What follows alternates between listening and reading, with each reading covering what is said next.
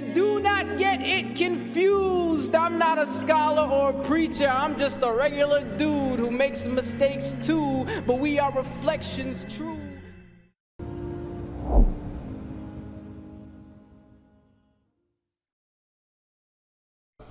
آج کے سیشن میں ہم ڈارونزم کا عقیدہ خدا اور نیچریت سے موازنہ کریں گے، اور میں چاہتا ہوں سب سے پہلے اس کی تاریخی پس منظر کا تھوڑا سا مطالعہ کر لیا جائے بنسبت اس کے کہ اکیڈیمکلی یعنی علمی طور پر علمی اعتبار سے ان سب چیزوں کو کیسے دیکھا جاتا ہے.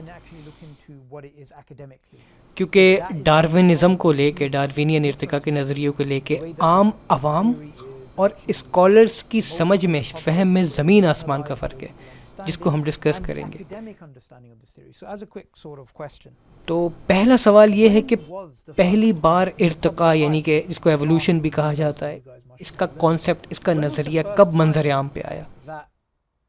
یعنی کہ اگر آپ شمالی لندن میں کسی اجنبی شخص سے یہ سوال کریں کہ ڈاروینی ارتقاء کا نظریہ کہاں سے آیا، کہاں سے اس چیز نے جنم لیا، تو وہ اس کا کیا جواب دے گا؟ کیا لگتا ہے آپ کو؟ They'd probably say like around the time of Charles Darwin. Around the time of Charles Darwin. Excellent. میرے خیال سے سب اس بات سے اتفاق کریں گے. Okay. تو کیا ہم یہ مان سکتے ہیں کہ ڈاروین کی تھیوری اور الحاد یا نیچریت ایک دوسرے کا جز ہیں؟ And atheism and naturalism. میں نیچرلزم یا نیچریت کا خلاصہ کرتا چلوں. یہ ایک فلسفانہ نقطہ ہے کہ ہر چیز کی وضاحت نیچر سے دی جا سکتی ہے، یعنی کہ وحی یا خدا کے تصور کے بغیر بھی اس دنیا اور اس میں ہونے والی حیات و ممات کو بآسانی سمجھا جا سکتا ہے. Anything supernatural, a god or soul or anything. تو میں سوال دہرا دوں کہ The question. عام عوام ارتقاء اور الحاد کو کیسے دیکھتی ہے؟ The public perception is usually that evolution proves atheism because it kind of replaces God's kind of creative power or his influence or his intervention in humanity. زبردست. کوئی اور اس پر نظر ثانی کرنا چاہے گا کہ الحاد اور ارتقاء کا کنیکشن میں چرچ کا کیا کردار رہا ہے پچھلی صدیوں میں، یعنی کہ عیسائی مذہب کی پستی وغیرہ سے اس کو کیسے پذیرائی ملی؟ Is the idea that I guess religion in the form of the church was sort of opposed to science, or definitely prevented the scientific enterprise from really taking off. And so once science begins to, people begin to look at the world more scientifically and the role of religion decreases, then you have evolution which provides explanations for that which was previously explained by religion. زبردست. کوئی اور اس میں کچھ add کرنا چاہے گا؟ Was there not some ancient Greek philosophers who basically rejected the supernatural concepts and said everything was a form of naturalism?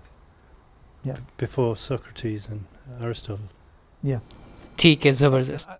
میرے خیال سے ایک اچھا نقطہ ہے کہ انسانی جسم میں ہونے والی جینیاتی تبدیلیوں کے بارے میں پرانے لوگوں کی بھی کیا سوچ تھی، یہ چیز ہمارے سامنے آ گئی ہے. اور آپ کی بات درست ہے کہ جسمانی ارتقاء ہونا، ایوولوشن ہونا ایک ایسا نظریہ ہے جو پرانے زمانے میں بھی پایا جاتا تھا اور اس کے بارے میں لکھا بھی گیا ہے پچھلے اتوار میں.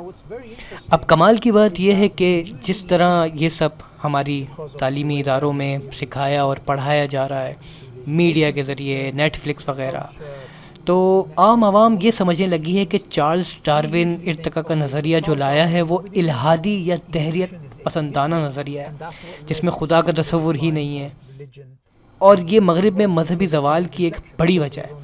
اس میں وقتی تبدیلی بھی آئی ہے، لیکن آج اس نظریہ ارتقاء کو مذہب کے لیے کرپٹونائٹ یا عظیم طاقت سمجھا جانے لگا. تو سوچے ایک مذہبی انسان ہے جو اپنے مذہب کے مطابق خدا کی عبادت کر رہا ہے، ایک ملحد اس کے پاس ارتقاء کے نظریے کو ایک کرپٹونائٹ کے طور پہ لے کے جاتا ہے اور سوچتا ہے کہ اس کو اس کی طاقت سے مذہب ترک کرنے پہ مجبور کر دوں اور ملحدین کی فہرست میں شامل کر دوں. And it will lead them to basically disbelief and rejecting God and so on and so forth. Okay. تو ہم یہاں ایوولوشن یا ارتقاء کے بارے میں تھوڑا سا جان لیتے ہیں کہ قدیم اتوار یعنی کہ ایشین سویلائزیشن کے لوگ اس بارے میں کیا رائے رکھتے تھے، جیسے کہ انڈس ویلی سویلائزیشن ہو گئی، انڈیا، پاکستان، بنگلہ دیش وغیرہ، اور قدیم یونانی اور اس کے آس پاس کے خطے میں رہنے والی تہذیب جو ہمیں انسانی جسم میں تبدیلیاں یعنی کہ جسمانی ارتقاء کے بارے میں کلام کرتی نظر آتی ہیں. پھر ہمیں یہی گفتگو قرون وسطیٰ یعنی میڈیول پیریڈس میں مسلمان اور مسیحی تہذیب میں بھی ملتی ہے کہ انسانی جسم ایک جینیاتی تبدیلیوں کا مرکب ہے. اور پھر ہم جدید دور پر جب نظر ڈالتے ہیں جہاں ڈارون سے 50 سال پہلے ایک فرانسیسی بایولوجسٹ جان بیپٹسٹ لیمار کا نام آتا ہے، جن کا ارتقائی نظریہ کو ہم لیمارکن ایولیوشن بھی کہتے ہیں، جن کا یہ تصور تھا کہ زندگی کی ابتدا جو ہے وہ ایک طریقے سے نہیں ہوئی بلکہ وہ متعدد طریقوں سے ہوئی ہے، اور جس کے بارے میں ہم آگے بھی پڑھیں گے، آگے گفتگو کریں گے. ان کا یہ میکینزم تھا جس کو فارسٹ آف لائف بھی کہتے ہیں، جس میکینزم یا طریقت کو آج نیو لیمارکنزم کے نام سے بھی جانا جاتا ہے. تو انہوں نے ایک تصور پیش کیا جس کو انہیریٹنس آف ایکوائرڈ کریکٹرسٹکس بھی کہتے ہیں. مثال کے طور پر ایک زرافہ اور اس کی آنے والی نسل کا کسی اونچے درخت سے پتے کھانا اور پھر اس کی گردن کی لمبائی کی جسمانی تبدیلی اس کی نسلوں میں صراحت کر جانا. بہرحال یہاں ایک چیز قابل غور ہے، جدید ارتقاء کے ان نظریات کو فکر الحاد یا رد خدا کے تصور سے جوڑا جا رہا ہے. کیوں؟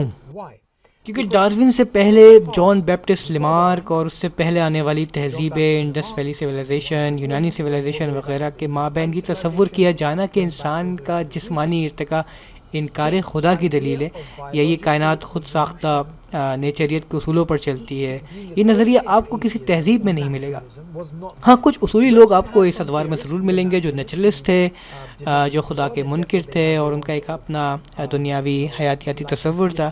لیکن یہ نظریہ کہ ارتقاء کا مطلب ہوتا ہے خدا کا انکار، یعنی کہ اگر کوئی ایولیوشن کی تھیوری پر یقین رکھتا ہے، انواع کے جسمانی ارتقاء اور تبدیلیوں کو مانتا ہے، اس کا مطلب انکار مذہب یا انکار خدا کی دلیل ہے، تو یہ ایک انتہائی شدت پسندانہ سوچ ہے. یعنی یہ بہت عجیب سی بات ہے. تو میں آپ سے سوال کرتا ہوں کہ یہ نظریہ کون لے کر آیا یا اس کی شروعات کس نے کی؟ Sorry, I may be mistaken, but didn't Darwin's grandfather have similar ideas, Erasmus Darwin or something? جی ہاں، ایراسمس ڈارون کے دادا وہ شخص تھے جنہوں نے اس نظریے میں اپنا کچھ کردار ادا کیا ہے، اور مزے کی بات یہ ہے کہ وہ فری میسن بھی تھے.